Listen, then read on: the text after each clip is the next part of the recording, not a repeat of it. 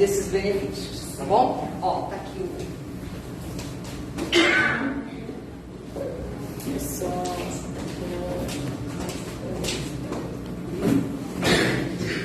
Bom dia a todas, obrigada pela presença de vocês. Então, hoje a gente vai falar um pouquinho sobre os benefícios do INSS, especialmente para portadores do câncer de mama, né? Então, aqui é uma apresentação apenas. O câncer de mama, ele é o segundo mais comum no Brasil. Então, o Brasil tende a disponibilizar políticas públicas e sociais para a prevenção e o diagnóstico da doença, né? Então, você quer o que geraria o direito à saúde? Ele é um direito de todos e é um dever do Estado. Então, o Estado, através das suas políticas públicas, através do SUS, ele cuida da saúde da mulher com câncer de mama, e aí o INSS, ele é o responsável pelo fornecimento de benefícios e serviços ao portador do câncer de mama. Quais são os tipos de benefícios que o INSS é possível ser concedido aos portadores de câncer de mama? Primeiro, a gente tem que... o benefício que o INSS concede é o benefício por incapacidade. Então, essa doença, ela tem que ter gerado a incapacidade para as atividades habituais, ou até mesmo para uma outra atividade que tenha a possibilidade de ser feita profissionalmente.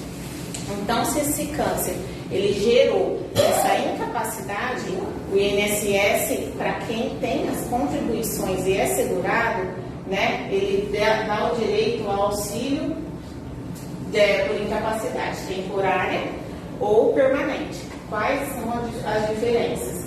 O auxílio por incapacidade temporária, ele é concedido para a incapacidade total e temporária da pessoa com câncer de mama que gerou, né, essa incapacidade. Por que temporária? Porque a pessoa está só naquele momento impossibilitada de trabalhar e depois ela vai ter uma alta médica para retornar ao mercado de trabalho, às suas atividades habituais. Então, nesse caso, é um auxílio temporário para a pessoa se recuperar e depois voltar às atividades habituais. Um exemplo, quem está fazendo tratamento com quimioterapia e depois se recupera. Então, no momento do tratamento, ele recebe esse auxílio e aí depois se recupera e volta à atividade habitual. Se eles não conseguirem ainda voltar a essa atividade habitual, eles podem se reabilitar por outra atividade profissional, porque aí eu vou explicar mais à frente como funciona essa questão da reabilitação profissional. A outra hipótese é a aposentadoria por incapacidade permanente, que seria a aposentadoria por invalidez. Nesse caso, a pessoa ela não vai conseguir exercer a atividade habitual dela e nem outra atividade decorrência de habilitação profissional, de reabilitação profissional. Então, nesse caso, ela diretamente ficaria aposentada por essa incapacidade. Por exemplo, na questão da retirada de mama, que prejudica a mobilidade. E aí eu trabalho como artesã, como serviços domésticos, que eu dependo de muito esforço. E aí, neste caso, eu não vou conseguir me recuperar para as minhas atividades. E aí é o caso de incapacidade permanente, que é o caso de aposentadoria por invalidez. Na aposentadoria por invalidez, para as pessoas que têm uma sequela maior, que não conseguem, que depende de auxílio de terceiros, né, elas também têm direito a 25% de acréscimo dessa aposentadoria. Então, eu dependo de um terceiro, não precisa ser um terceiro contratado. Eu dependo do meu esposo, eu dependo do meu filho para as minhas necessidades básicas, levantar, tomar banho, escovar os dentes. Então, eu tenho direito ao acréscimo de 25% da aposentadoria. Para quem já é aposentado, não teria esse acréscimo aposentadoria normal, só teria o acréscimo para aposentadoria em razão da incapacidade permanente, tá? Então é só o caso da incapacidade. Então a gente tem que analisar se o nosso diagnóstico gerou incapacidade. Eu posso ter um diagnóstico, mas conseguir continuar trabalhando. E a INSS não vai me dar nenhum auxílio, nenhuma doença, nenhuma aposentadoria. Mas se ele gerou uma incapacidade, aí eu tenho que analisar qual o grau dessa incapacidade. Ela é uma incapacidade total, mas é temporária? Eu vou fazer o tratamento e vou continuar exercendo as atividades? É o caso do auxílio-doença. Não, a minha incapacidade ela é total e permanente. Infelizmente, eu não vou conseguir me realocar no mercado de trabalho. Então, é o caso da aposentadoria por invalidez. Para ter direito a esse auxílio, eu preciso estar vinculada ao INSS. Então, eu preciso ter contribuições para o INSS, por meio de registro ou contribuição individual, para quem é autônomo, por exemplo.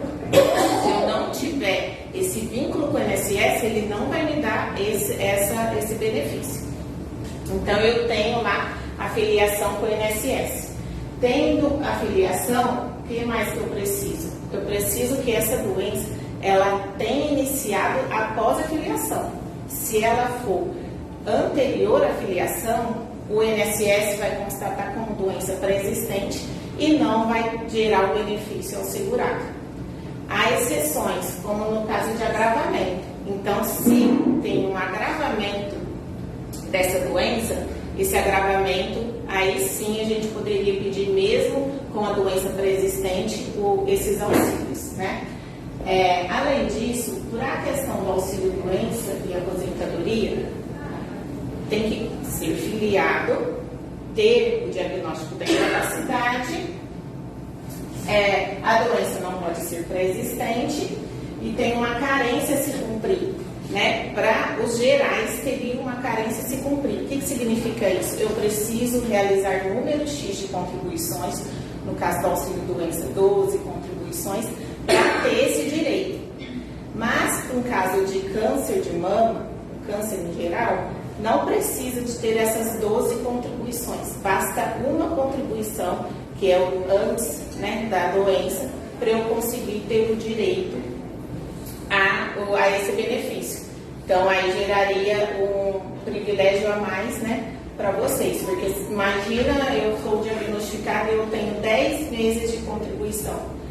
Pela carência, eu não teria direito ao benefício, mesmo filiando antes, mesmo contratada a incapacidade. Mas não, no caso de vocês, apenas uma contribuição é suficiente. Então, eu entrei no INSS mês de maio. Infelizmente, em junho, eu fui diagnosticada. Eu consigo fazer esses requerimentos, porque é após a minha filiação, certo? Além disso, para quem já não está mais vinculada, né, quem não contribui há muito tempo, o INSS garante um período de graça. O que significa isso? Eu parei, eu infelizmente fui dispensada do trabalho, não me recoloquei e fui diagnosticada no meio do caminho com o câncer. Eu consigo verificar se eu tenho essa qualidade de segurada para pleitear o benefício, mesmo sem ter uma contribuição anterior ao diagnóstico. Como que funciona?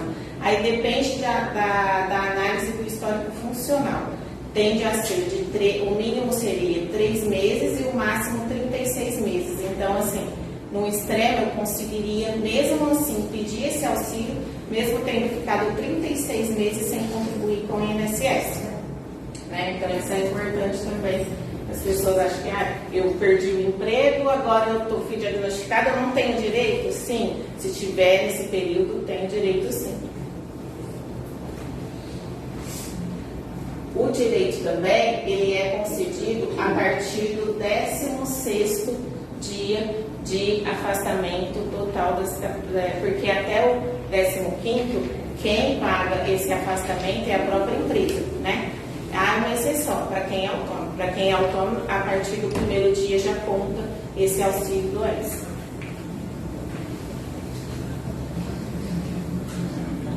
Como eu faço para solicitar esses benefícios? Vocês mesmos podem solicitar através do site do meu INSS, né? Lá, inclusive, o governo tem para amenizar a fila de espera pelas perícias presenciais, né?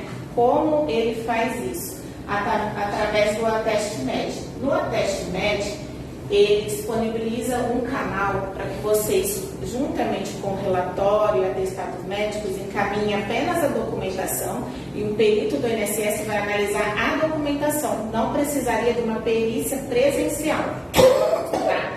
Mas, e aí, se ele achar que a documentação é ineficiente, não é satisfatória, né, para concessão, aí ele marcaria essa perícia presencial.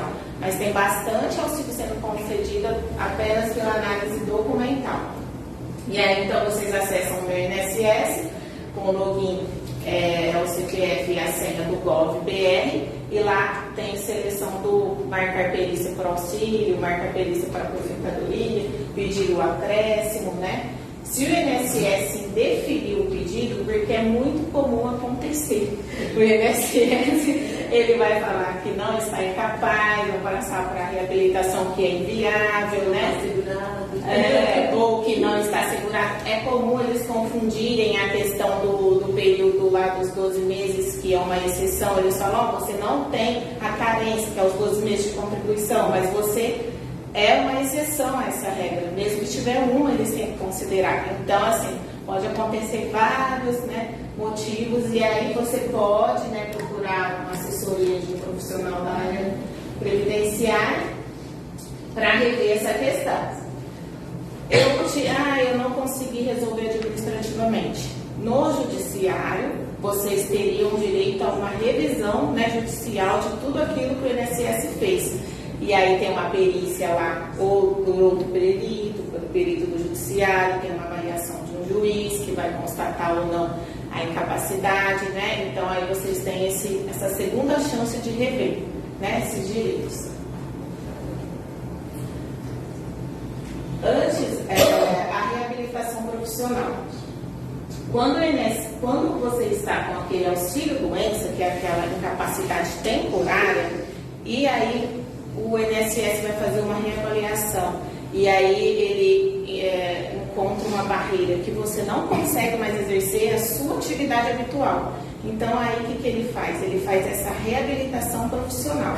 Nessa reabilitação, então, ele te dá adaptações, instrumentos para que você possa voltar ao mercado de trabalho, mesmo que em outra função, né? E aí, além disso, ele, nesse sistema de readaptação, ele fornece aparelhos de prótese, né? O transporte, a reparação, a substituição dos aparelhos mencionados acima. Então, ele faz aqui, além de reabilitar profissionalmente, ele ainda tem o dever, né, de cumprir tudo que você precisa para ter um efetivo retorno ao mercado de trabalho, mesmo que não for na empresa atual ou na função atual que vocês exercem. Isso aí é o caso daquela incapacidade temporária, tá? Do auxílio doença. O auxílio incapacidade permanente, vocês não, eles já avaliam que é insuscetível de reabilitação profissional. Pode ser, às vezes acontece, do INSS fazer aquele pente fino. Ele vai lá, pega todo mundo, vamos ver se você está mesmo com incapacidade, vamos ver se é incapacidade. E aí, essa aposentadoria por invalidez, então ela não pode ser considerada definitiva, porque pode ser que o INSS te chame para voltar à atividade e aí fala, não, agora você se recuperou. Aquele momento eu achei que você não iria, mas você se recuperou e aí você pode fazer, inclusive, esses programas de reabilitação profissional. E aí é o entendimento do INSS, de um perito do INSS, e aí pode não ser o mesmo do que o seu médico, né? E aí entra nesse conflito e aí geraria essa questão aí, por isso que tem tantas demandas judiciais discutindo esses benefícios. Para quem não é segurado do INSS, eu não tenho filiação com o INSS, e o meu câncer me gerou uma sequela, além da incapacidade, ele me gerou uma sequela física, uma deficiência. Então, eu consigo pedir um benefício assistencial. O que é esse benefício? Ele é chamado de LOAS. Esse benefício assistencial ele é concedido para pessoas de baixa renda, que tenha deficiência, né? Ou acima de 65 anos. Acima de 65 anos, independe de qualquer deficiência ou qualquer tipo de moléstia, ser portadora de qualquer tipo de moléstia. Então, vamos lá. O que eu preciso para fazer jus a esse benefício assistencial? Eu era afiliada, mas eu não estou mais naquele período de carência, nem dos 36 meses, já passei e fui diagnosticada. Tudo bem, eu também posso fazer jus a isso, desde que eu tenha uma condição de hipossuficiência. Então, esse benefício é para assistir os necessitados. Os necessitados, pelo entendimento da lei, são as famílias que recebem até 1/4 do salário mínimo por pessoa, tá? Então, pela lei, pelo INSS, você comprovar que você recebe até 1/4 do salário mínimo e aí você tem mais de 65 anos, você tem direito ao LOAS. Eu tenho uma deficiência em razão do câncer ou por qualquer outro motivo, eu também tenho direito a essa assistência independente dos 65 anos de idade. O judiciário tem relativizado essa questão de 1/4 do salário mínimo por pessoa da família, né? E aí o entendimento que a gente pode falar seria de aproximadamente meio salário mínimo por pessoa da família. Existem algumas exceções que não entrariam nessa questão, como o Bolsa Família não conta, né? A aposentadoria até o salário mínimo de uma pessoa casada não conta. Então, assim, vale a pena também analisar esse direito. Esse direito, como que vai ser concedido? Ele é concedido com base em um salário mínimo mensal e não teria o 13º, diferente dos outros que a gente teria o 13º. E aí você também solicita, você pode solicitar pelo meu INSS, no mesmo site, no CPF e a senha do GOV, esse benefício online. Além de ter esses requisitos, você precisa fazer um cadastro no CadÚnico. E lá é vinculado à prefeitura. E lá eles vão apurar todas essas informações, vão te dar um número de um cadastro para você ter acesso a esse benefício. Tá? E ainda você vai passar por uma avaliação médica e social. Quando esse câncer gera, além de uma incapacidade, que é a deficiência, e além desse benefício assistencial, para quem é vinculado e tem essa filiação, também teria direito à contagem de aposentadoria diferenciada, que é a aposentadoria em razão da deficiência. Ela é uma aposentadoria com requisitos mais brandos do que as demais, né? Então, se o câncer gerou uma deficiência e eu já tenho um certo período de contribuição, eu consigo me beneficiar dessa aposentadoria. Além de ela ter tempo de contribuição e idade menor do que a maioria das outras, a forma de cálculo dela é mais vantajosa. Então, como é feito? As outras formas de cálculo, a maioria pegam a média dos todos os seus salários de contribuição. Essa pega a média dos 80 melhores, então ela já excluiria 20 piores, 20% dos piores, né? E te daria um valor de aposentadoria maior. O que eu preciso para ter direito a esse benefício? Eu preciso ter gerado, essa doença precisa ter gerado essa deficiência. E aí, quantos anos eu preciso de tempo de contribuição? A questão depende do grau da deficiência. Se o grau for leve para a mulher, 28, moderado, 24 e grave, 20. Eu coloquei o homem ali, né, que é um pouquinho a mais, só para vocês verem os parâmetros diferenciados. Então, aí vai ser diagnosticado. Eu tenho deficiência? Tenho. Ela é leve, moderada ou grave? E aí vai somar esse tempo de contribuição de acordo com o que for apurado. A outra possibilidade de eu também me aposentar em razão da deficiência é por idade. Ela exige um tempo de contribuição de 15 anos, então é bem menor que os de cima, e para a mulher com 55 anos de idade já conseguiria alcançar esse benefício, né? E homem 60 com o mesmo tempo de contribuição. Então é uma questão que muita gente não sabe e é interessante incluir, porque às vezes tem muito tempo de contribuição, foi acometido pela doença, ficou com auxílio doença, voltou pela reabilitação, mas ficou com alguma sequela, mesmo que continue trabalhando, tá? Porque não impede de continuar trabalhando. Continuei trabalhando com aquela sequela. E aí eu posso, então, ser identificado como uma pessoa com deficiência e fazer jus a essa aposentadoria que é mais vantajosa.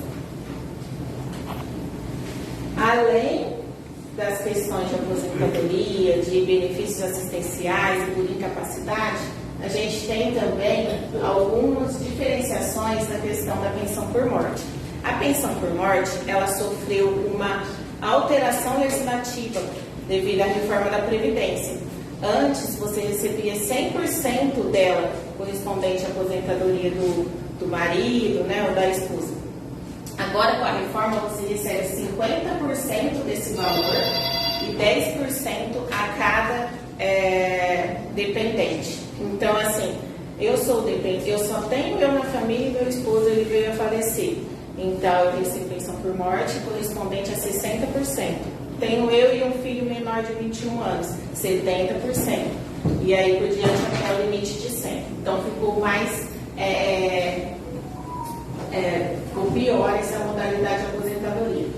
Mas e aí, se você tiver alguma deficiência em razão da moléstia, né, ou qualquer outra, você teria direito a rever esse benefício para gerar uma diferença para chegar a 100% dele. Aí não teria esse corte.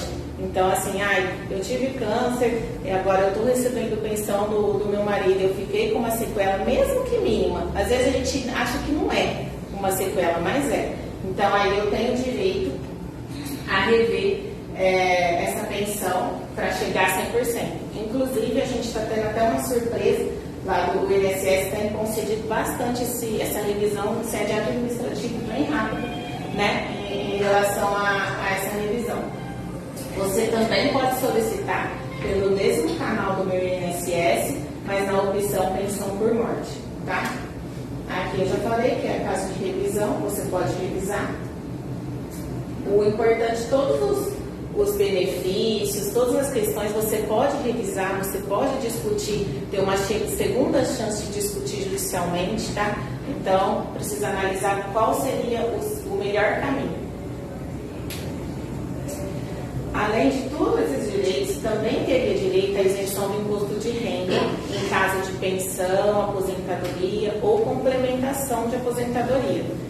Remuneração do trabalho, infelizmente, já foi julgado que não tem direito. Só tem direito correspondente aos benefícios, pensão, aposentadoria, complementação de aposentadoria e até alguns casos de receber aquela previdência privada, daria essa isenção.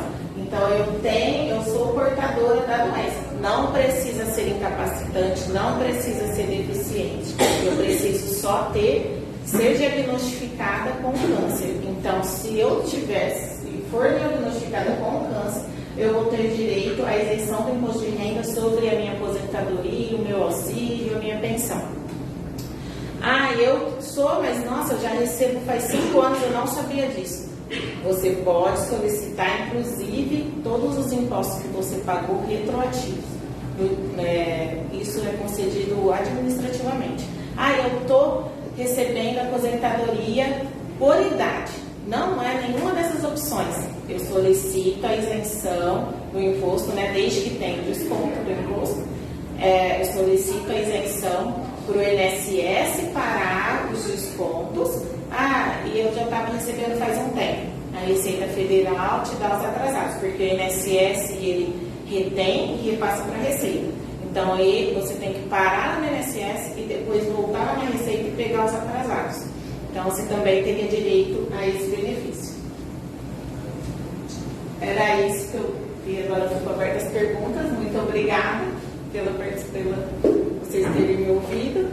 E é isso.